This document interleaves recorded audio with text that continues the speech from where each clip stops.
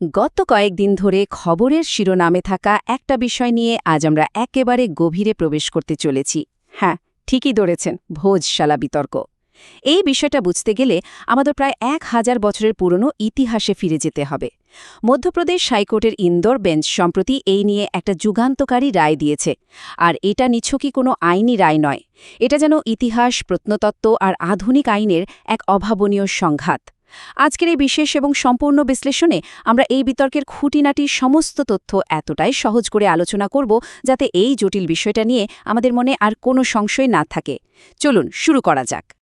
আজ আমরা ঠিক কি কভার করতে চলেছি তার একটা ছোট্ট রূপরেখা এই স্লাইডে দেখে নেওয়া যাক।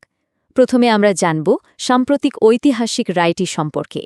তারপর আমরা ফিরে যাব রাজা ভোজের স্বর্ণযুগে আর দেখব কিভাবে বারবার আক্রমণের মুখে এ কাঠামোর পরিবর্তন হয়েছে। এরপর আমরা বিশ্লেষণ করব এএসআই এর সেই চাঞ্চল্যকর রিপোর্ট। সবশেষে ১৯৯১ সালের প্লেসেস অব ওয়ারশিপ অ্যাক্টের আইনি জটিলতা এবং সুপ্রিম কোর্টের ভবিষ্যৎ কী হতে পারে সেটা নিয়ে আলোচনা করব। প্রথম পর্ব, ঐতিহাসিক রায় এবং ভোজশালা বিতর্ক। চলুন বর্তমান প্রেক্ষাপট দিয়ে আমাদের আলোচনা শুরু করা যায়। মধ্যপ্রদেশ হাইকোর্টের ইন্দোর বেঞ্চ তাদের সাম্প্রতিক রায়ে ভোজশালাকে আনুষ্ঠানিকভাবে মা বাগদেবীর অর্থাৎ মা সরস্বতীর মন্দির হিসেবে স্বীকৃতি দিয়েছে। দীর্ঘ আইনি লড়াই আর প্রত্নতাত্ত্বিক প্রমাণের ওপর ভিত্তি করেই আদালতের সিদ্ধান্তে উপনীত হয়েছে। সবথেকে বড় ব্যাপার হল আর্কিওলজিক্যাল সার্ভে অফ ইন্ডিয়া বা এএসআই এর ২০০৩ সালের সেই বিতর্কিত নির্দেশটিকেও আদালত বাতিল করে দিয়েছে, যেখানে হিন্দু এবং মুসলিম উভয় সম্প্রদায়কেই ভিন্ন ভিন্ন দিনে উপাসনার অধিকার দেওয়া হয়েছে। একটু ভেবে দেখুন এই রায়টা কতটা তাৎপর্যপূর্ণ, কারণ এটা শত বর্ষ পুরনো একটা স্থিতাবস্থাকে একেবারে মূল থেকে বদলে দিয়েছে। দ্বিতীয় পর্ব, রাজা ভোজ এবং স্বর্ণযুগ। এই রায়ের আসল গুরুত্ব বুঝতে গেলে আমাদের একটু টাইম ট্রাভেল করে একাদশ শতাব্দীতে যেতে হবে। সালটা ১০৩৪ খ্রিস্টাব্দ। পরমার বংশের শ্রেষ্ঠ শাসক রাজা ভোজ এই ভোজশালা এবং মা বাগদেবীর মন্দির নির্মাণ করেন। রাজা ভোজ কিন্তু যেমন তেমন শাসক ছিলেন না, তিনি নিজে ৭২টি কলা এবং ৩৬টি অস্ত্রবিদ্যায় রীতিমতো পারদর্শী ছিলেন। ১০৬৫ খ্রিস্টাব্দ পর্যন্ত তাঁর রাজত্বকালে তিনি এই মালব অঞ্চলে অসংখ্য মন্দির, ঘাট, জলাশয় আর শিক্ষা প্রতিষ্ঠান নির্মাণ করেছিলেন, আর এই ভোজশালা ছিল তার অন্যতম শ্রেষ্ঠ কীর্তি। বিষয়টা কিন্তু শুধু একটা মন্দিরের মধ্যে সীমাবদ্ধ ছিল না। দীর্ঘ ২৭১ বছর ধরে এটা ভারতের একটা অন্যতম বৃহৎ সংস্কৃত বিশ্ববিদ্যালয় আর জ্ঞানের কেন্দ্র হিসেবে পরিচিত ছিল। প্রাচীন ভারতের নালন্দা বা তক্ষশিলার ঠিক সমকক্ষ। আর সবথেকে সুন্দর বিষয়টা কি জানেন? এখানে কোনো নির্দিষ্ট ধর্মের গণ্ডি ছিল না। জৈন পণ্ডিত অভয় দেবজি সুরি থেকে শুরু করে শৈব পণ্ডিত ভব বৃহস্পতি সবাই এখানে এক ছাদের তলায় জ্ঞানচর্চা করতেন। মাঘ, বানভট্ট, কালিদাস, ভবভূতি, ভাস্কর ভট্টের মতো কিংবদন্তি পণ্ডিতদের স্মৃতি ওতপ্রোতভাবে জড়িয়ে আছে এই ভোজশালার সাথে। তৃতীয় পর্ব, আক্রমণের ইতিহাস এবং পরিবর্তন। ইতিহাস তো আর চিরকাল একরকম শান্ত থাকে না, তাই না? সময়ের সাথে সাথে মালব অঞ্চলেও পরিবর্তনের ঝড় ওঠে। ১৩০০-এর দশকে আলাউদ্দিন খলজি এই অঞ্চলে আক্রমণ করলে ভোজশালার ব্যাপক ক্ষতি হয়। এরপর ১৫১৪ সালে মাহমুদ শাহ খলজি এটিকে মসজিদে রূপান্তরিত করার চেষ্টা করেন। ঠিক এই সময়ে হজরত মওলানা কামাল উদ্দিন চিশতি এখানে আসেন এবং এই চত্বরেই একটা দরগা ও মসজিদ গড়ে ওঠে। এরপর অনেকটা সময় কেটে যায়। ব্রিটিশ আমলে ১৮৭৫ সালে খনন কার্যের ফলে মা বাগদেবীর মূল মূর্তিটি উদ্ধার হয়। ব্রিটিশরা স্বভাবতই মূর্তিটি তাদের সাথে নিয়ে যায়, যা আজও লন্ডনের ব্রিটিশ মিউজিয়ামে রাখা আছে।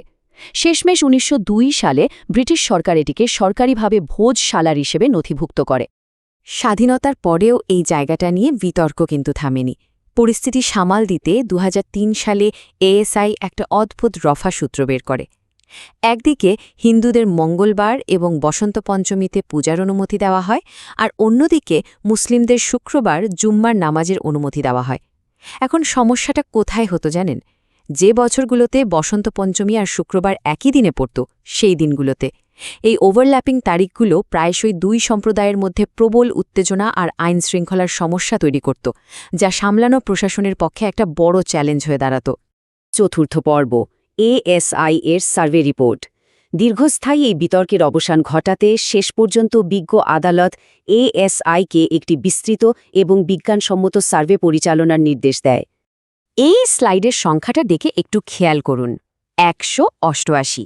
হ্যাঁ, ঠিকই দেখছেন, 2024 সালে এএসআই তাদের বৈজ্ঞানিক খনন এবং সমীক্ষায় মোট 188টি মন্দির শৈলীর স্তম্ভ বা পেলারের সন্ধান পেয়েছে।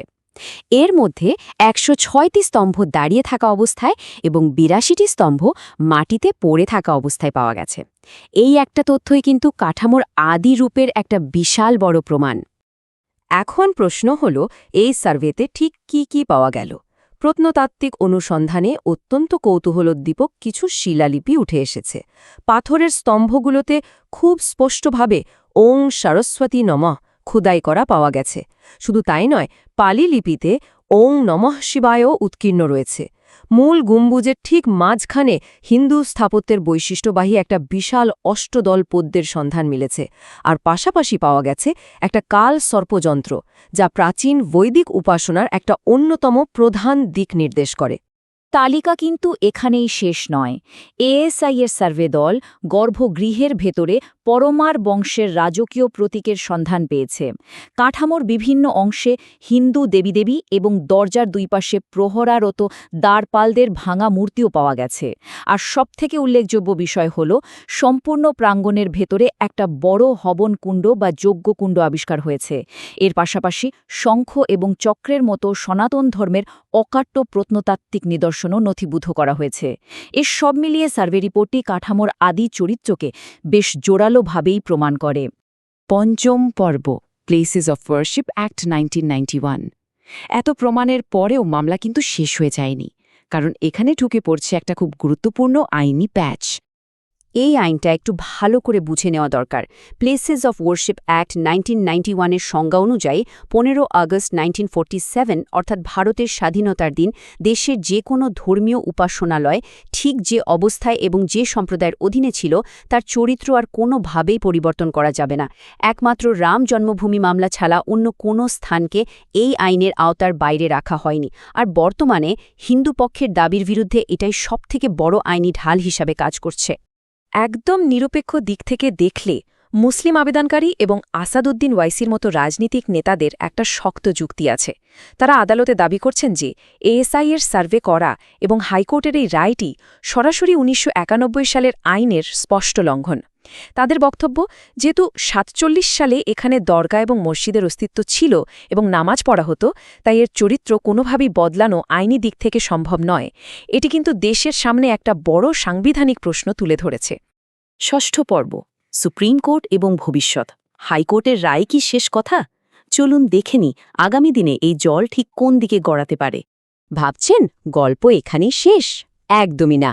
এই আইনি লড়াইয়ে একটা অভাবনীয় টুইস্ট যোগ করেছে জৈন সম্প্রদায়।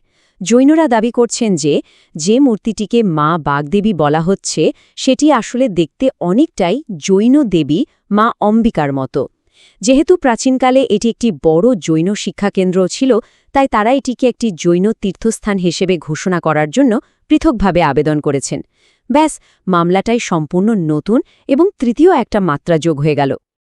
এই ত্রিমুখী লড়াইয়ের জল এখন স্বাভাবিকভাবেই গড়িয়েছে দেশের সর্বোচ্চ আদালত অর্থাৎ সুপ্রিম কোর্টে।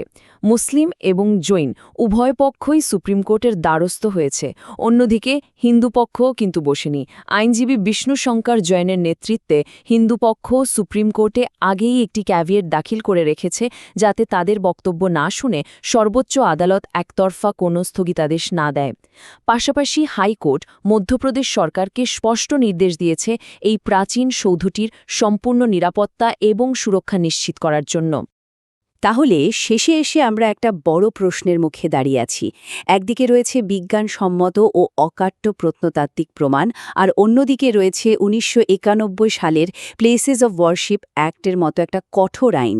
আগামী দিনে ভারতের সর্বোচ্চ আদালত কি ইতিহাসের এই খনন করে আনা সত্যকে প্রাধান্য দেবে, নাকি আইনের নির্দিষ্ট গণ্ডি মেনে চলবে? এই মামলার রায় কিন্তু আগামী দিনে ভারতের অন্যান্য অনেক ঐতিহাসিক কাঠামোর ভবিষ্যৎ নির্ধারণ করে দিতে পারে। এই অসাধারণ এবং তথ্য সমৃদ্ধ বিশ্লেষণের জন্য আমরা শুভদীপ সিংহ অর্থাৎ শুভাদীপ সিনহা স্যারের প্রতি আমাদের আন্তরিক এবং বিশেষ কৃতজ্ঞতা জ্ঞাপন করছি, যার দেওয়া মূল্যবান তথ্যের ভিত্তিতে এই সম্পূর্ণ বিষয়টি এতটা নিখুঁতভাবে আজ তুলে ধরা সম্ভব হলো। আজকের এই বিশ্লেষণটি এখানেই শেষ করছি। সবাইকে অসংখ্য ধন্যবাদ।